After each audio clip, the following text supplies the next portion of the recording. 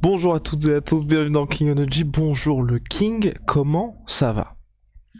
Je vais très bien et toi-même, Guillaume. Bah ça va bien, la hype commence à monter pour RS4 la semaine prochaine, le 10 mars, tout le monde y sera. N'hésitez pas, il reste quelques places d'ailleurs, le lien est dans la description. Le King, on avance et on va parler bien évidemment de ce qui se passe aujourd'hui, en ce moment, et de tes actus qui te concernent directement puisque tu as sorti un livre Training Camp aux éditions Enfoiré qui est disponible. Il y a deux parties dans ce livre. Moi, je voulais m'intéresser à surtout une seule partie qui te concerne toi. Donc, il y a une partie sur le combat Cyril Gane, Francis Ngannou. Je pense que, on va dire, pour les plus grands connaisseurs du MMA et aficionados, vous savez ce qui s'est passé. Vous avez suivi un petit peu le build-up de combat. Mais il y a aussi une autre partie dans ce livre qui est ton histoire à toi.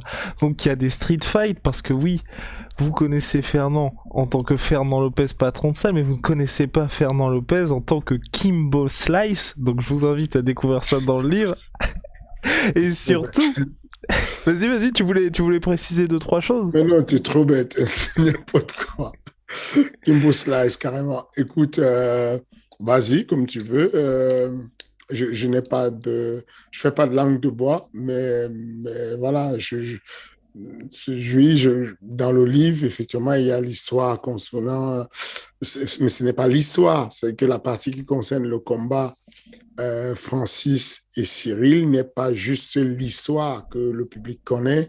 Ça n'a pas d'intérêt, ça n'a plus d'intérêt en tout cas. Le plus important, c'est ce qui se passe réellement dans les camps d'entraînement. C'est pour ça que le livre avec Geoffrey Guilcher a été axé sur le côté qu'est-ce qui se passe dans le camp d'entraînement. C'est que qu'est-ce qui se passe, comment dire, les détails du camp d'entraînement, comment ça se construit, comment ça se monte, les détails des entraînements des 5 années qui ont été avec Francis Ngannou, les détails de l'entraînement des 3 années et demie qui ont été avec Cyril Gane, les détails de comment fonctionne un peu l'organisation d'une équipe professionnelle, en passant par les committee managers, les kinés, les ostéos, le staff médical, en passant par comment dire, celui qui s'occupe de la gestion des émotions, le préparateur mental, le responsable de la communication, ou en tout cas ce qu'on appelle le media training, vraiment tout le staff et tous les détails de l'approche de la préparation d'un athlète, de sa construction de carrière, parce que c'est ça aussi qu'il s'agit dans le livre, c'est que la carrière de Francis Ngannou commence à un moment donné et va jusqu'au niveau du titre mondial en mode 100% MMA Factory. Ensuite, il y a la carrière de, de Cyril qui commence à un moment donné et va jusqu'à 100% pour le titre mondial.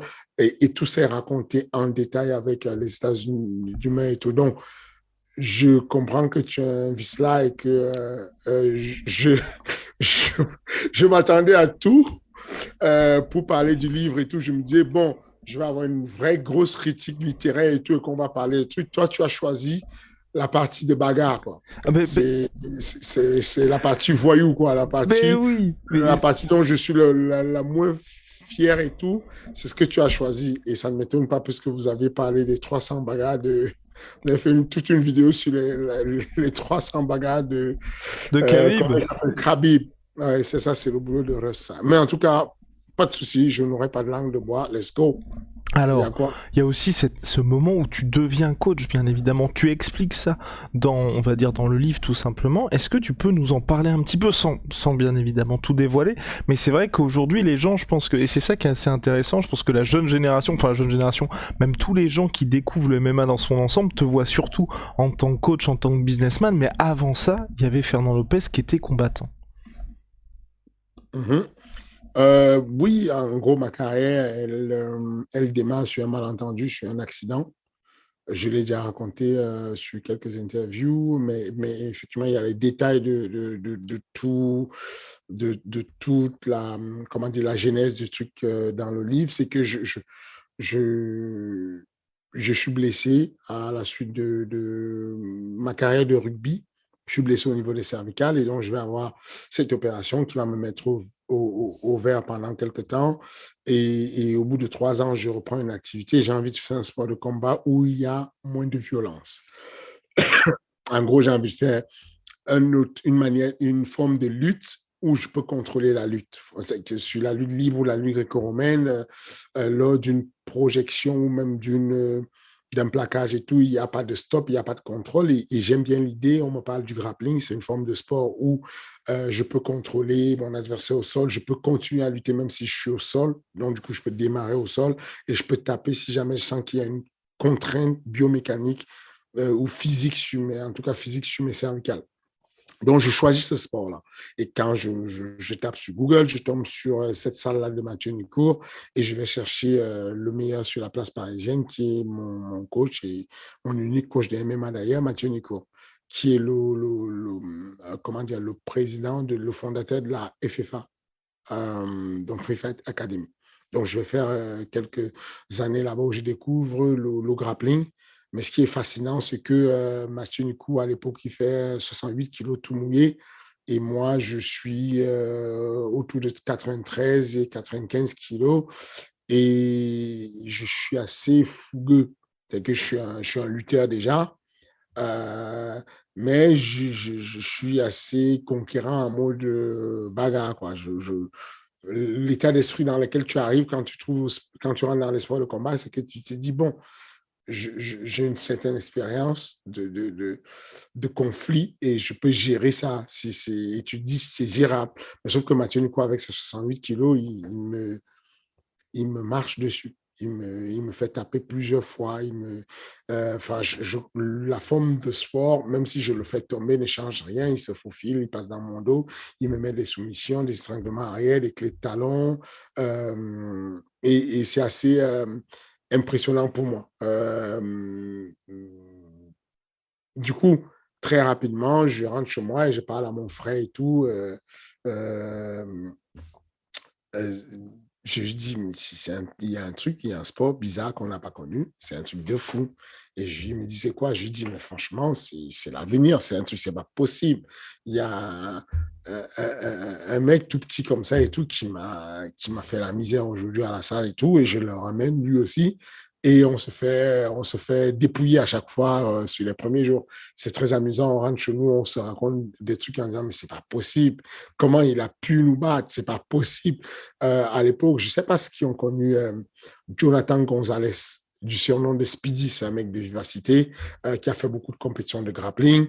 Il fait le MMA Factory à l'époque, et lui, pareil, Arnaud Lepont, qui est maintenant un coach et qui a combattu au One FC. Pareil, tout ça, ce sont des élèves de la même salle de Mathieu Nicourt. Et là, on se mange des clés de talon pêle-mêle, quoi. On se prend des soumissions, des machins, et va se passer une révolution qui fait qu'on a envie de découvrir ce sport. Voilà comment on arrive à devenir adhérent de la FFA. Et puis de fil en aiguille, mes cervicales se sentent mieux. Je recommence même à faire des compétitions de lutte, les championnats de France. Je recommence à faire de la boxe thaï. Je reprends un peu du taekwondo.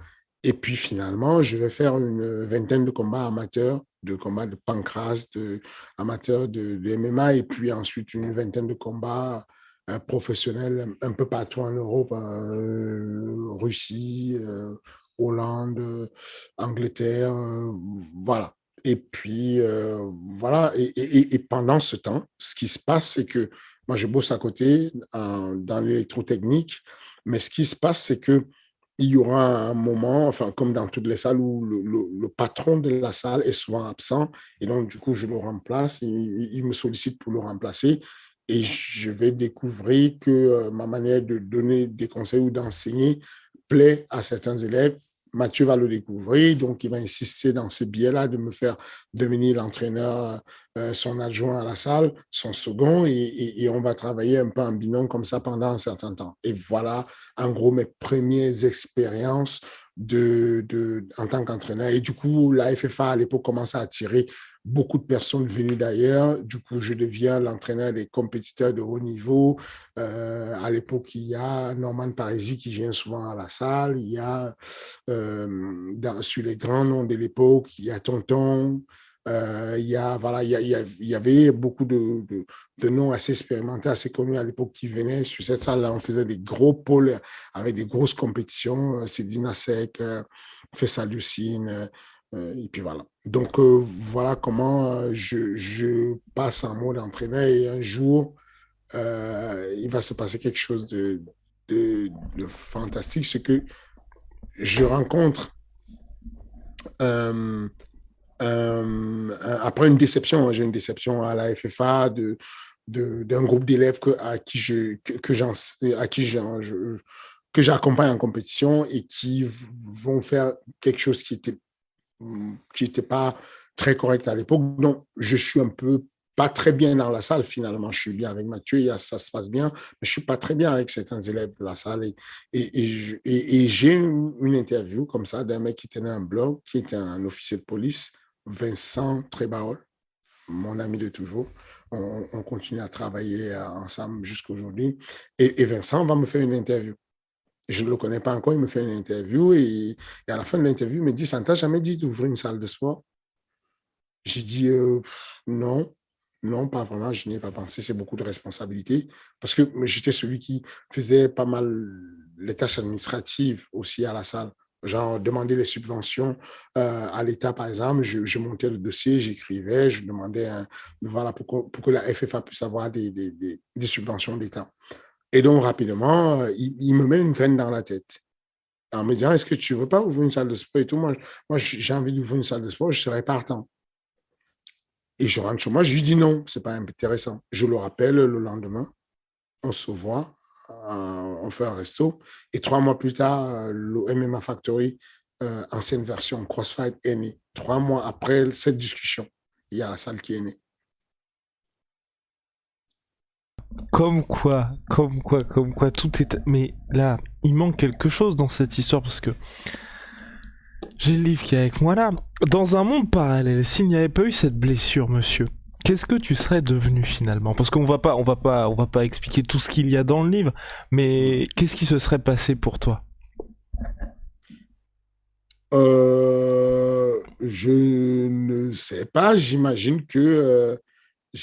qu'aujourd'hui, étant donné que j'étais super amoureux de l'électrotechnique, que je faisais de la programmation électrotechnique sur les ascenseurs et avec la programmation de lavomatique, vous savez, les machines automatiques qui ont des brosses de lavage et qui vont, voilà, ça c'était mon métier. Bah, j'imagine que j'aurais continué à faire ça.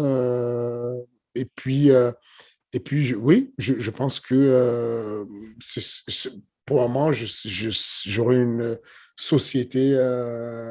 Je n'aime pas travailler je n'aime pas être salarié, donc certainement aujourd'hui, j'aurais une société dans ce domaine-là et je suis en train de travailler dessus à mon compte pour les ascenseurs ou pour autre chose en électrotechnique. Euh, mais je ne sais pas, tu voyais quoi comme avenir pour moi finalement? Aucune idée, mais c'est vrai qu'on aurait pu se dire, je sais pas, t'aurais pu faire quelque chose de complètement différent. Et pour terminer, il y a aussi une image que je vais montrer, peut-être en exclusivité, mais qui est devenue le logo du MMA Factory. Je sais pas si les gens peuvent voir, voilà, ça y est, ils peuvent la voir cette photo-là, qui est devenue par la suite le logo du MMA Factory, en top shape, monsieur Fernand Lopez, à l'époque. Euh, oui, oui, c'est beaucoup de.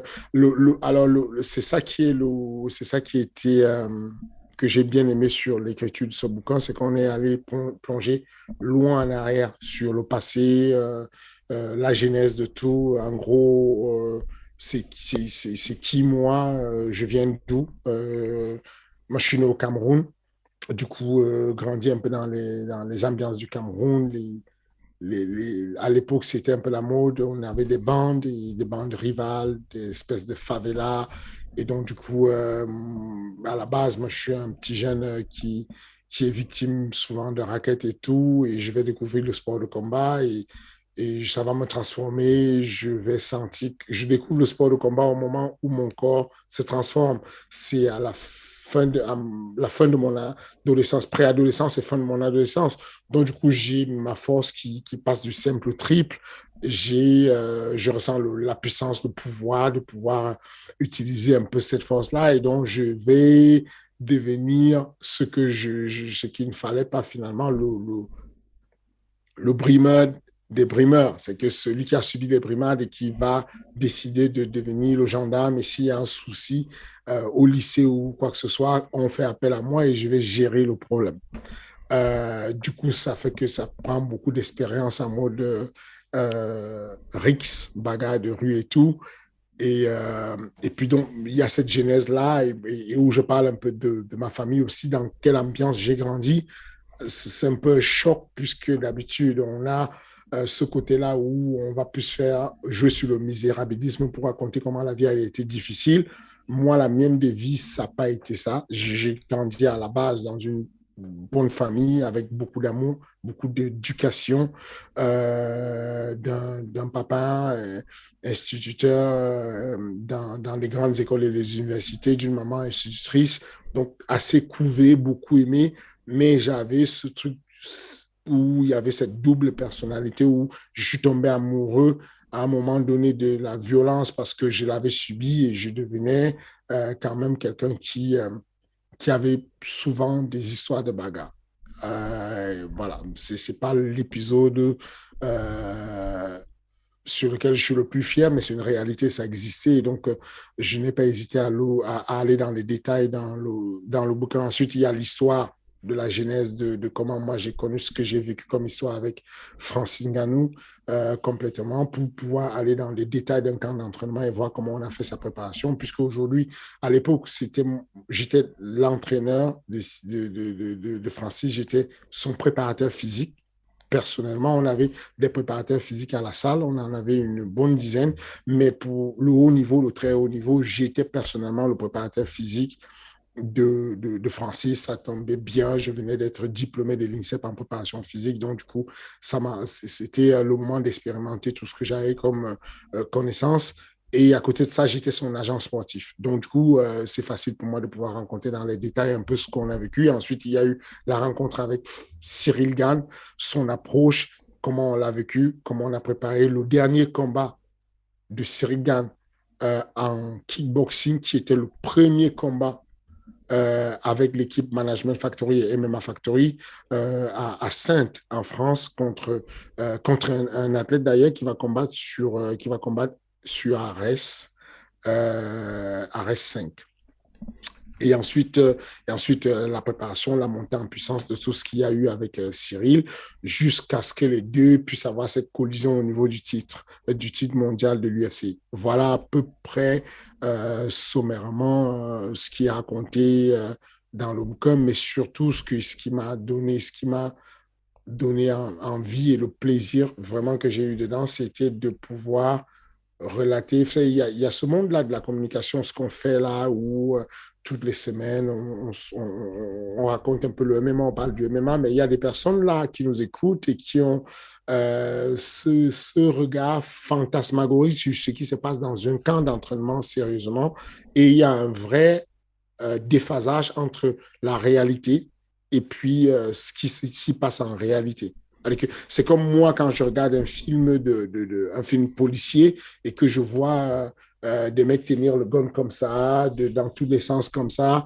Et puis quand tu parles avec un vrai policier, il te dit mais non, y a personne qui tire au gun comme ça dans les films quoi. C'est pas la réalité, c'est un fantasme qui passe bien à l'image. Bah, je me suis dit que c'était l'occasion d'apporter un peu la réalité du terrain, la vérité de ce qu'on peut faire dans un camp d'entraînement, d'autant plus que même si nous ne sommes pas les meilleurs au monde, nous sommes quand même en France aujourd'hui une espèce de locomotive sur le camp d'entraînement MMA Factory. Je vais dire quand même une espèce de locomotive pour le MMA européen et essentiellement pour le MMA français. Donc voilà, j'ai pris du plaisir à poser ça sur du papier. Donc 2 livres en un, ton histoire, et puis les coulisses de ce qui s'est passé pour le plus grand combat de l'histoire du MMA français, c'est disponible maintenant, et c'est aux éditions Amphora. Fernand, on va avancer, revenir un petit peu aux choses... Ah oui, puis on vous prépare normalement quelque chose avec Rust sur ce livre. Si ça sort, c'est que tout s'est bien passé, si ça sort pas, ce sera la faute de ce monsieur. Alors, on avance... Oui. Ah, Ah, c'est quoi ça, pourquoi? non, bah on avance, on avance. Ok, avançons. On revient donc finalement aux affaires habituelles, aux affaires courantes. L'UFC 272, main event Jorge Masvidal, Colby Covington. Voilà, on en a un petit peu parlé. Toi, quelle est ton analyse du combat? Est-ce que ça t'intéresse? Enfin, je pense que de toute façon, tu seras forcément devant parce que c'est un pay-per-view numéroté. Est-ce que tu penses que ce choc, mine de rien, aujourd'hui, a l'étoffe d'un main event, d'un pay-per-view numéroté, où on en fait peut-être un petit peu trop? Non, on n'en fait pas un petit peu trop. C'est un gros combat, il y a un gros intérêt dessus. On a l'un des plus grands vendeurs de pay-per-view de l'histoire. Et encore une fois de plus, moi, je crois beaucoup à l'idée de la démocratie, de se dire que s'il y a un gars qui est classé sur le top 3 des meilleurs vendeurs de pay-per-view de l'UFC, il y a une raison. Ça veut dire que ça intéresse la population. Le pay-per-view n'est pas vendu tout seul comme ça, acheté par des fantômes. Il est acheté par des vraies personnes qui regardent. Et donc, c'est un plébiscite. C'est une manière de valider quelqu'un et de dire, OK, voilà. Donc, cette validation-là, elle est faite sur Masvidal et c'est une bonne chose. Covington, pareillement aussi, c'est un vendeur de pay-per-view. Donc, il y a un intérêt de toutes les façons. Et puis, ce sont des vrais sportifs. On n'a jamais eu un Covington aussi actif.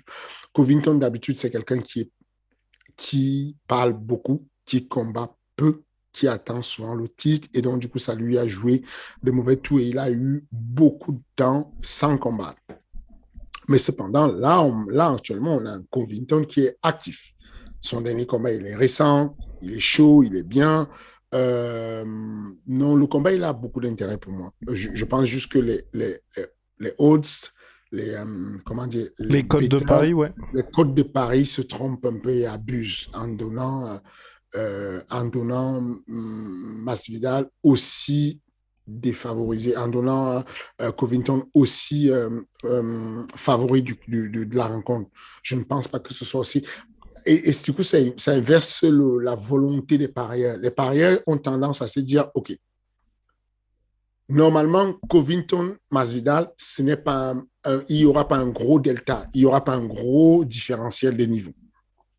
Mais si la cote, elle est très forte sur Covington, alors pour gagner, allons taper sur Masvidal parce que ça vaut la peine d'aller prendre des gros sous dessus.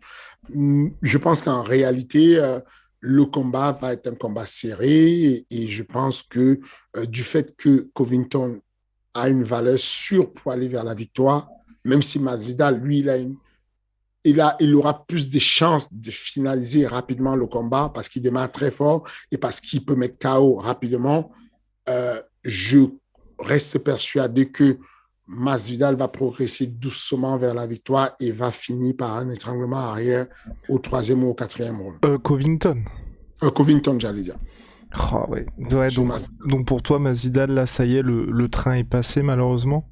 Non, je trouve que c'est juste que, bon, déjà, Masvidal est un peu avancé en termes de kilométrage. On parlait de fighters qui ont connu plusieurs carrières. On parlait de bagarres de rue tout à l'heure. Masvidal a toute une carrière de bagarres de rue avant d'arriver à l'UFC. Il a du kilométrage sur son capital santé qui a été entamé. Ensuite, il rentre à l'UFC. Il a une carrière qui est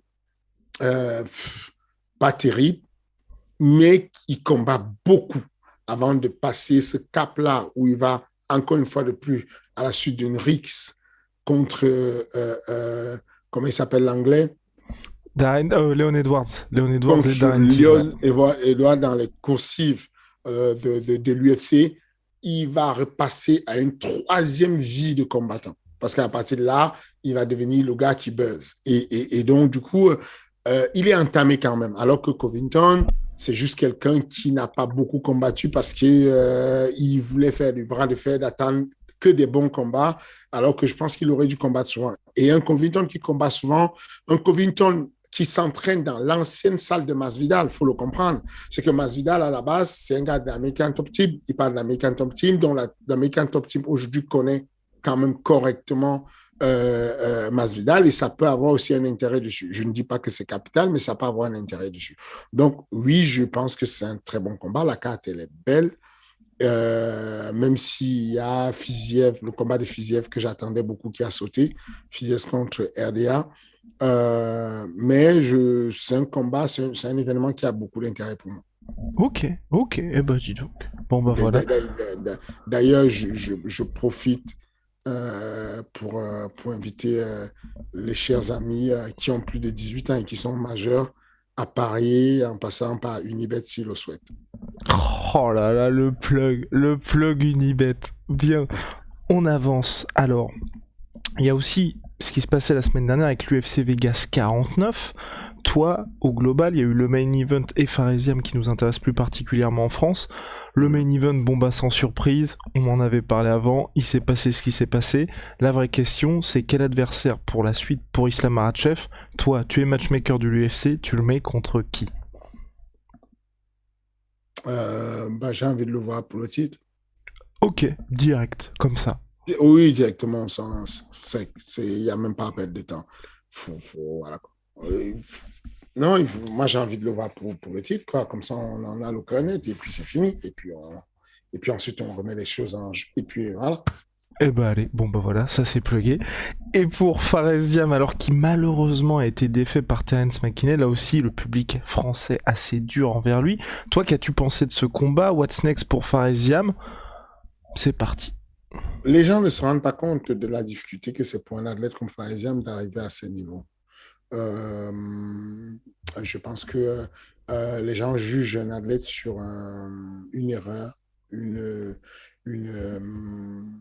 un mauvais jour.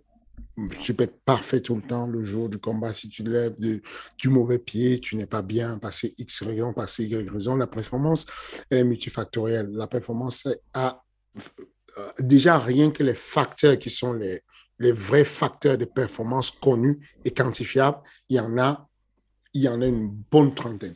Les facteurs physiques, les facteurs bioénergétiques, les facteurs cognitifs, ce qu'on appelle le fight IQ, les facteurs environnementaux, le décalage horaire, l'endroit où tu t'entraînes, l'ambiance. Enfin, il y a 15 000 possibilités de pouvoir perdre un combat. Ensuite, quand tu rajoutes à ça le fait que le jour J, tu peux avoir n'importe quoi qui fait que tu n'as plus ta lecture de J qui était précise, on juge rapidement dessus. J'espère que Faresiam va être re-signé parce que c'est un bel athlète et qu'il il est encore jeune et qu'on devrait lui donner la chance de reconstruire, de se reconstruire, de pouvoir arriver à trouver sa stabilité. Et voilà quoi, je pense que son adversaire était fort, bien fort, on le savait déjà. Mais pour le coup, est-ce que McKinney, pour toi, là, c'est le futur de la catégorie? Il est encore trop tôt pour se prononcer?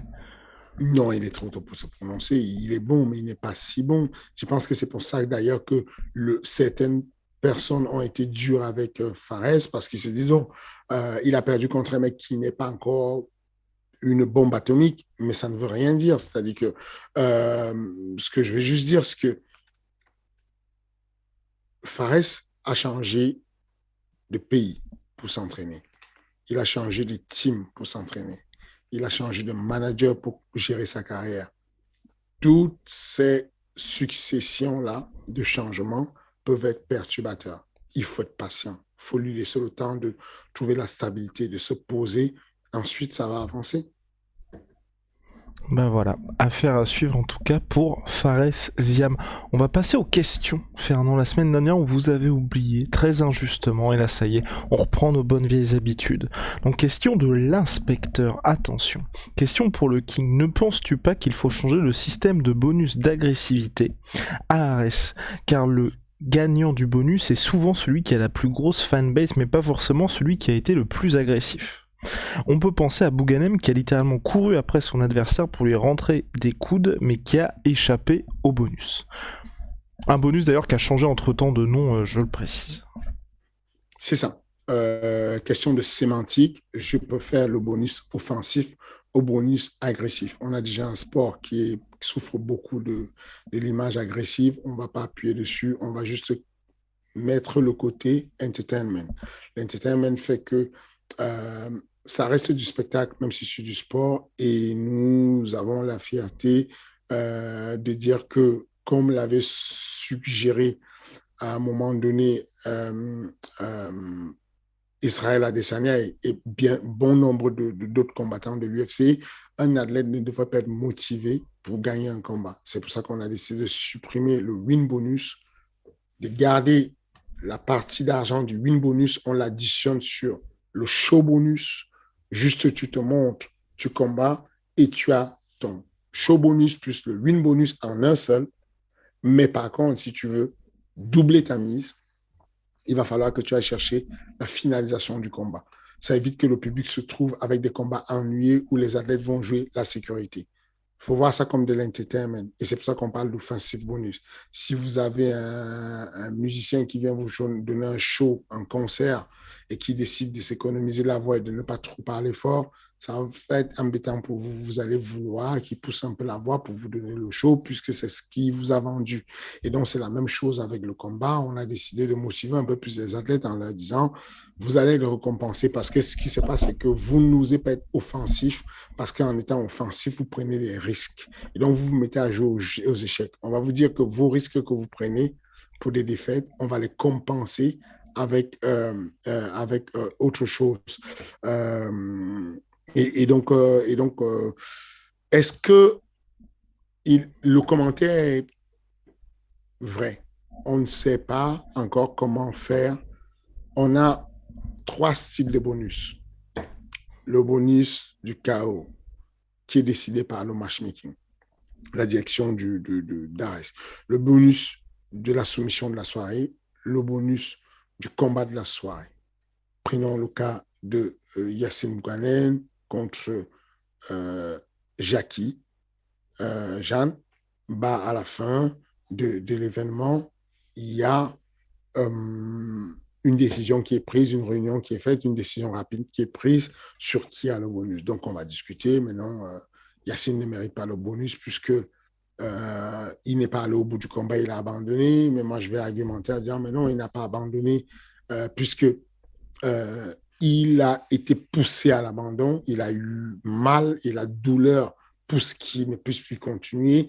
Mais cependant, en termes de show, il a donné son show sur le premier round, il a donné son show sur le début du second round, mais il a été rattrapé rapidement par Jackie Jeanne qui a fait une remontada de folie et qui a réussi à le pousser à l'abandon. Il n'est pas venu et puis il a abandonné tout seul. Il a abandonné parce qu'on l'a poussé à abandonner. Et donc, la blessure, la douleur compte comme étant une tape, quoi. Je suis débordé, je ne vais pas me blesser, je tape. Donc, le gars a tapé et il n'y a pas de honte à taper quand on est débordé, puisque c'est aussi ça la préservation de la santé, c'est de se dire que je ne vais pas aller au-delà de ce que mon système cardiovasculaire me permet de faire ou au-delà de ce que mon épaule me permet de faire. Donc, je donne des arguments qui vont faire que mes collègues plient en disant, OK, on valide, c'est vrai, il mérite 10 000 euros comme son adversaire mérite 10 000 euros, puisqu'on ne peut pas donner le combat de la soirée à une personne, il faut 2 personnes. Donc, du coup, il prend 10 000 euros et son adversaire prend 10 000 euros. Mais on a gardé un bonus où on voulait que les fans, la fanbase de Ares puisse participer. C'est fait exprès de laisser que la fanbase puisse participer en se disant, au bout d'un moment, peut-être, je ne sais pas, peut-être va-t-on décider de laisser la fanbase participer et que ce soit une décision collégiale entre la fanbase plus peut-être le matchmaking. Je ne sais pas encore. Ou alors, on va choisir 2 experts. Tiens, ça peut être le post-commentateur en français de Ares. Vous savez qu'on est diffusé sur UFC Fight Pass, la plus grande plateforme de sport de combat.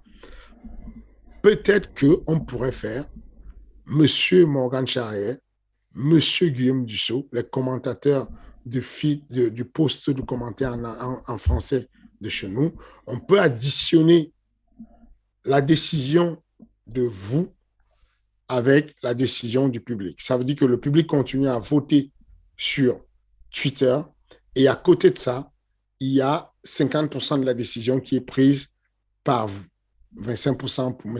Morgan Charrière, 25% pour M. Guillaume Dussault, 50% sur le public sur Twitter.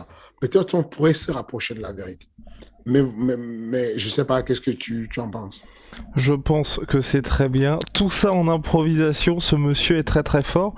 Ouais, je trouve que c'est pas mal. Là, on se rapproche de quelque chose qui est bien parce qu'effectivement, il y a la popularité qui joue. Et puis, il faut aussi être un petit peu objectif parce que de temps en temps, voilà, il y a certains combattants qui vont avoir un gros following. Mais néanmoins, je me permets de préciser aussi, de répondre aussi à la question de l'inspecteur.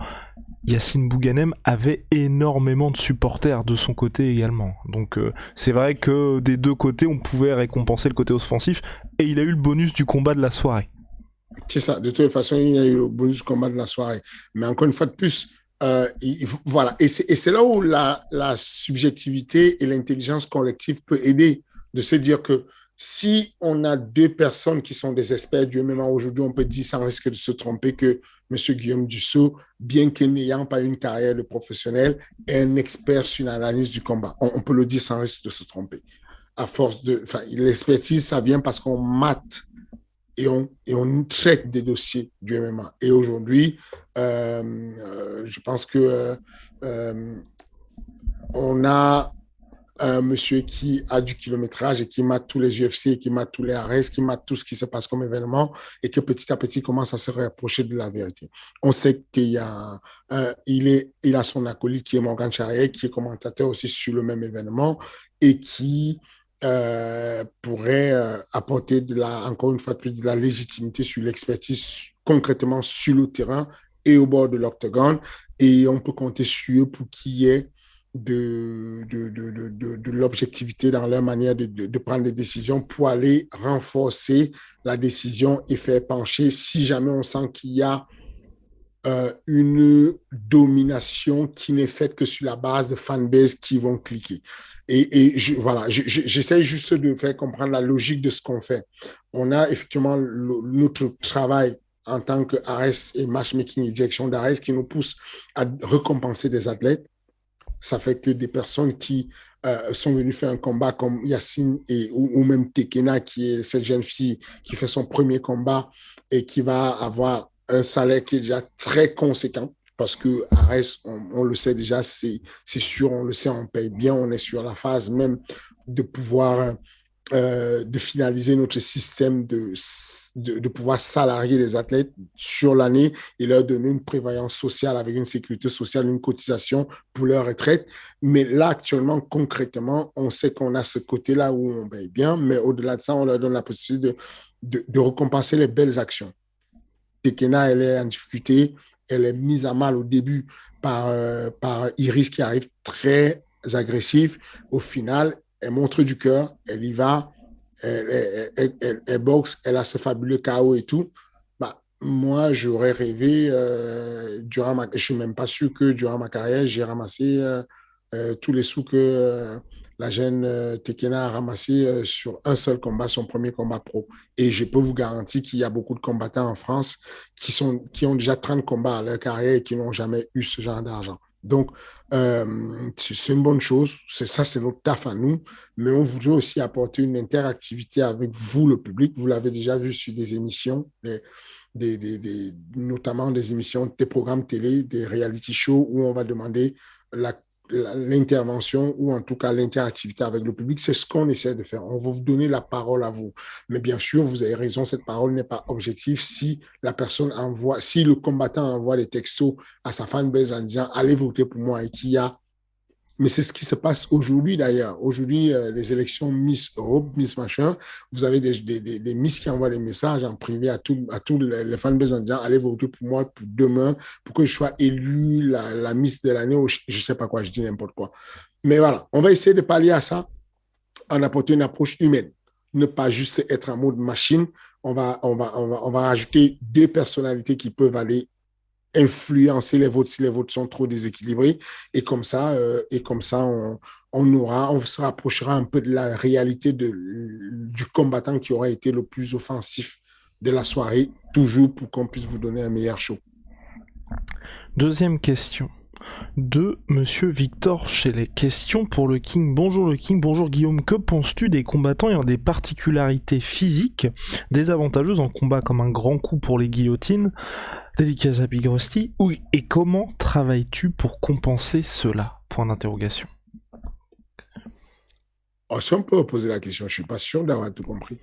Alors, que penses-tu des combattants ayant des particularités physiques désavantageuses en combat, comme un grand coup pour les guillotines, et comment travailles-tu pour compenser cela? Euh, il y en a pas tant que ça des désavantages pour, en général, ce sont les avantages physiques qu'on voit. Rarement, il y a des gens avec des désavantages physiques, c'est que le gars qui est petit de taille et Ou des qui est petits bras, frappe, tu vois, niveau pour voilà. l'allonge et tout ça. Ouais. Bon, si on est petit de taille et qu'on a des petits bras, ce déficit d'allonge ne t'expose pas aux frappes, il t'empêche juste d'aller toucher l'autre, effectivement. Et donc, quand on a ce genre de problème, on va entraîner la personne à faire comme cette vidéo où je suis avec... vous vous rappelez de cette vidéo que j'ai faite pour Bullocks, où je suis avec Daniel Cormier, et Daniel Cormier lui dit, j'espère que tu sais lutter, parce il y a des gens comme toi et moi qui, en parlant de cette carrure très endomorphe, relativement petite taille par rapport au poids lourd, et avec un bon emploi, enfin bien, pour ne pas dire en surcharge pondérale, euh, bah, ces gens de personnes ont intérêt à bien lutter, sinon ça va être difficile puisqu'il y a un problème d'allonge qui s'applique. Donc, c'est un conseil vrai qui s'applique sur un handicap. L'handicap de dire, OK, moi j'arrive, je suis petite taille, mais je peux compenser avec le fait que mon centre de gravité soit bas, et on sait qu'en biomécanique, il y a une corrélation directe entre l'équilibre d'un lutteur et puis la hauteur de son centre de gravité. On sait que l'équilibre est proportionnel à la largeur du polygone de sustentation, c'est la surface sur laquelle on est tenu, et inversement proportionnel à la hauteur du centre de gravité. C'est-à-dire que plus le centre de gravité va être haut, et plus il va être facile de faire tomber la tour. Donc, on va utiliser ce désavantage, le compenser pour pouvoir en faire un avantage. Dans le cadre de Rusty qui aura un grand coup, bah, on va se débrouiller pour dire à Rusty de ne pas donner son coup, de ne pas exposer son coup et de ne pas aller chercher les singles et les double legs, ou en tout cas, s'il va aller chercher, de bien poser le front sur le pubis ou le ventre en fait de son adversaire pour ne pas le buste de son adversaire pour ne pas se prendre une guillotine en mettant la tête sur le côté. Euh, voilà, c'est très spécifique à chaque cas. Sur chaque cas, ça va être très spécifique. On sait qu'un gars qui est poids lourd et qui va amener son adversaire au sol aura du mal à passer des bravo chocs. Un gars comme, je ne vois pas un gars comme Daniel Cormier en train de passer une bravo choc à Cyril Gane, parce que vu la largeur des épaules de Cyril Gane, la bravo choc, c'est une soumission qui va passer entre le bras et la tête et fermer les deux et verrouiller. Quand on a des petits bras, ça ne passe pas beaucoup. Maintenant, voilà, à chaque spécificité qu'on aura, on va appliquer quelque chose et on va appliquer une possibilité. Comme ça, je ne pourrais pas avoir une réponse spécifique si je n'ai pas de cas spécifiques. Dans le cas de Rusty qui va faire le MMA, si son coup, déjà, je ne trouve pas que le coup de Rusty soit si grand que ça. Maintenant, si notre abonné pense que le coup de Rusty est grand, il faudrait qu'on conseille à Rusty de ne pas donner son coup. Bah voilà, c'est aussi simple que ça finalement. Je pense qu'on a répondu de manière exhaustive aux deux abonnés, vous le savez, chaque semaine. C'est oui. tout? Que deux questions? Que deux questions, mais la semaine prochaine, voilà, je vous invite tous, si vous nous écoutez sur toutes les plateformes audio, donc vous tapez King Energy, c'est sur Apple Podcast, Google Podcast, Spotify et j'en passe, vous allez sur YouTube, l'espace commentaire du dernier épisode, et vous posez vos questions à Fernand, que ce soit sur Ares, que ce soit sur l'UFC, que ce soit sur le MMA en général, il se fera un plaisir d'y répondre de manière exhaustive. La semaine prochaine, il y aura 4 personnes qui seront sélectionnées pour différentes questions, donc voilà, n'hésitez pas. Le King, comme à chaque fois, merci pour la disponibilité. Je pense qu'on a fait le tour pour cette semaine. Merci beaucoup, Guillaume. Je reprécise, j'ai beaucoup de demandes de signatures de bouquins. Et donc, en avant-première, je donne cette info-là qui est en train de se préparer par la maison d'édition en foire, mais l'info suivante. Le jeudi 10 mars, le jour de l'événement Arès, à partir de 18h, il y aura Cyril et moi qui serons en train de faire des signatures. Enfin, pour Cyril, ça va être des photos et des signatures d'autographes. Pour moi, ça va être des signatures pour le bouquin Training Camp avec des photos éventuellement entre 18h et 19h. Donc, il y aura vente de bouquins, stand pour vendre des bouquins et stand et possibilité de faire des signatures au Dôme de Paris, à la porte de Versailles. Et puis, il y aura la présence de quelques athlètes bien connus, Nassoudine Mavov, Abdullah Abdullah. Donc, n'hésitez pas à passer, nous voir dessus pour ceux qui continuent à me demander les signatures de bouquins. Il y en a beaucoup qui ont pris les bouquins déjà, mais qui ne les ont pas fait signer. Passez avec vos bouquins, même si vous les avez déjà achetés avant, je vais poser ma signature dessus si vous le souhaitez. Voilà, le jeudi, le 10 mars, au Dôme de Paris. Et puis du coup, vous aurez, c'était tout. Je pense que du coup, vous aurez une longue soirée où vous pouvez à partir de 19h, enchaîner avec les combats Ares. Et puis, et tout au long de la soirée, vous aurez, pour ceux qui veulent aller faire une collation ou une pause, vous aurez le stand du bouquin qui sera tout le temps ouvert tout au long de la soirée pour vous mettre les bouquins à disposition. Voilà, merci pour tout, merci pour l'abonnement, merci de suivre, merci pour les clics. Et puis, si vous avez d'autres solutions pour comment rendre le vote de l'offensive bonus beaucoup plus précis, n'hésitez pas à mettre les commentaires là tout de suite là sur King Energy parce que je pense que encore une fois de plus, il y a des idées qu'on n'a pas encore. Moi, j'ai improvisé là avec l'idée du post-commentaire en français, mais peut-être que vous aurez d'autres idées qui peuvent faire avancer Ares. Sincèrement, merci, à bientôt.